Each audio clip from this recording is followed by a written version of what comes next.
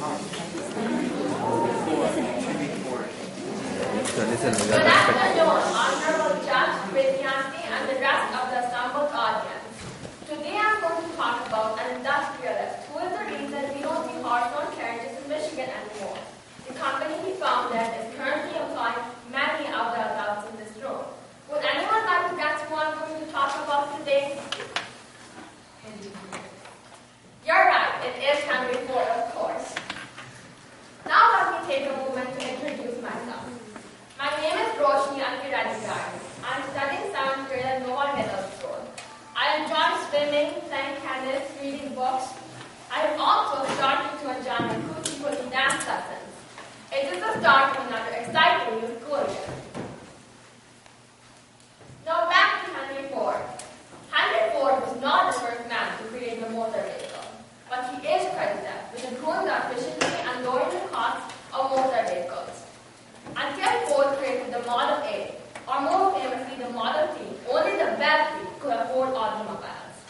Ford's affordable Model T irrevocably changed the average American society.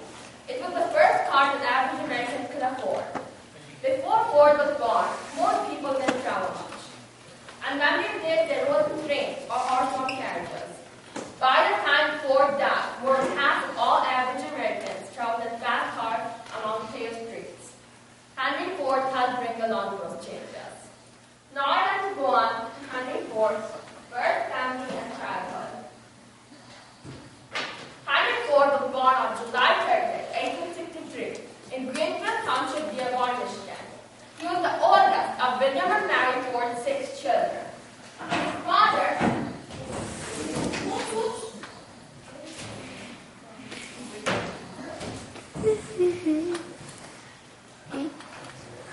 Sorry about that.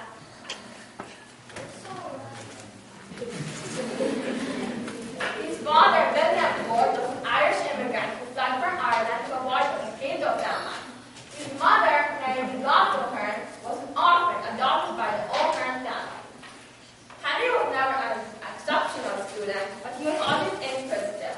He found great joy in playing through the park and putting them back together. He was always curious about what anything mechanical worked. His parents encouraged his curiosity, and he responded creatively. Henry later wrote in his life, "My mother always said I was a born mechanic." Unfortunately, when Henry was 12, his mother died. For the rest of his life, Henry tried to live the rest of his life as he believed his mother would have wanted him to. Now I'd like to go on to Henry Ford's education. Henry believed that it is not possible to learn from books how everything is made, and a real mechanic ought to know how everything is made. He believed that it is not possible to learn in school what the world is going to do next year.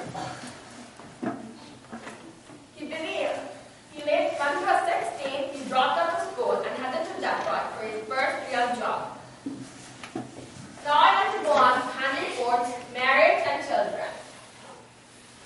At age 21, Henry Ford married 18-year-old Clara Jane Wright in 1888. They had a single child, Edsel Ford. This is a picture of Henry Ford with his son Edsel. Henry later confided to Clara that he found Ford life rather boring and wanted to move to Detroit to pursue his dream of building an efficient, reliable, and affordable car. Clara was not prepared to move, but she did. She knew how much Henry's dream meant to him. Now I'd like to go on to the most interesting and important segment of my speech, which is, of course, Henry Ford's birth. Through his young career, Ford changed jobs several times, each time learning more about machinery.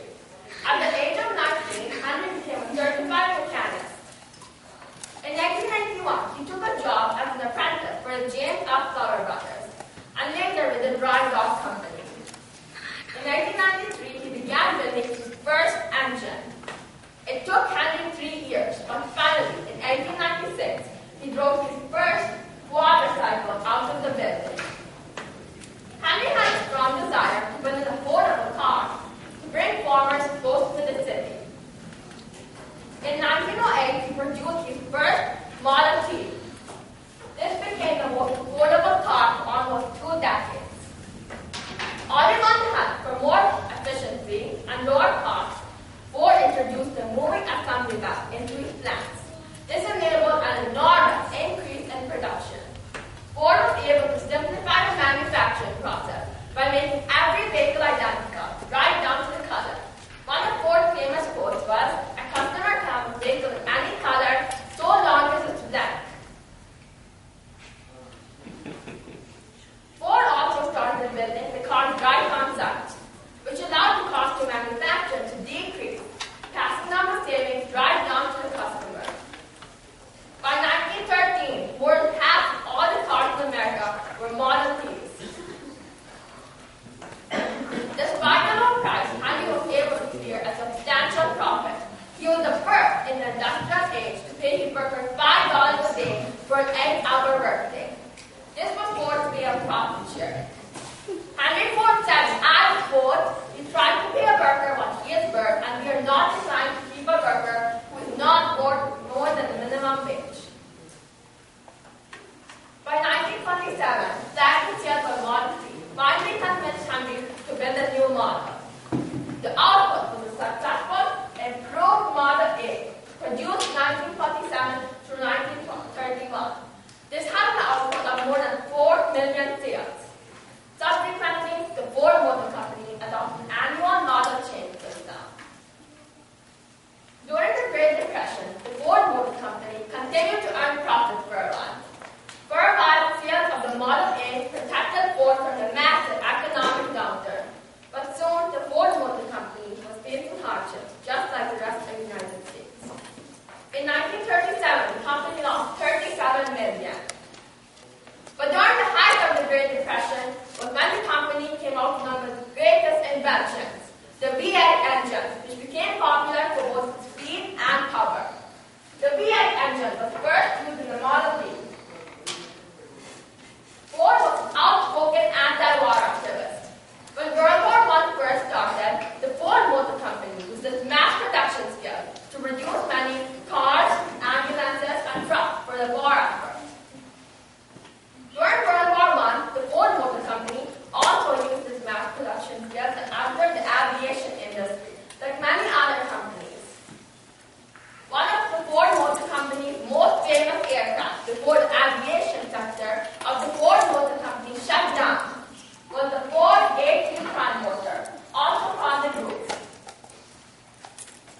This became the first U.S. airliner to accommodate 12 passengers. Several variants were used in the U.S. Army. Now I'd like to go on to some of Ford's outstanding achievements. During the Great Depression, Ford was helping to have both employed and unemployed Ford workers. Greenfield Village, a living museum, was built using some of these unemployed workers. The museum, dedicated to showcasing our nation's past, was built mainly to show how hard earlier people worked just to make a living and how the changes occurred in the past. Henry's philanthropy soon spread to creating or donating land to hospitals, recreational facilities, highway interchanges, etc. But Ford was not short-sighted. He knew that improving the quality of life would improve the quality of his workforce. In 1938, with the war on and the League of Nations, a growing issue in global politics, President Woodrow Wilson asked Ford to run for the U.S. Senate. Ford agreed, but he wrote to Wilson, "If the people want to elect me, let them do so, but it won't make a penny's investment." Ford did run, however, and came within 4,000 votes of winning, from 400,000 votes cast statewide. To his credit,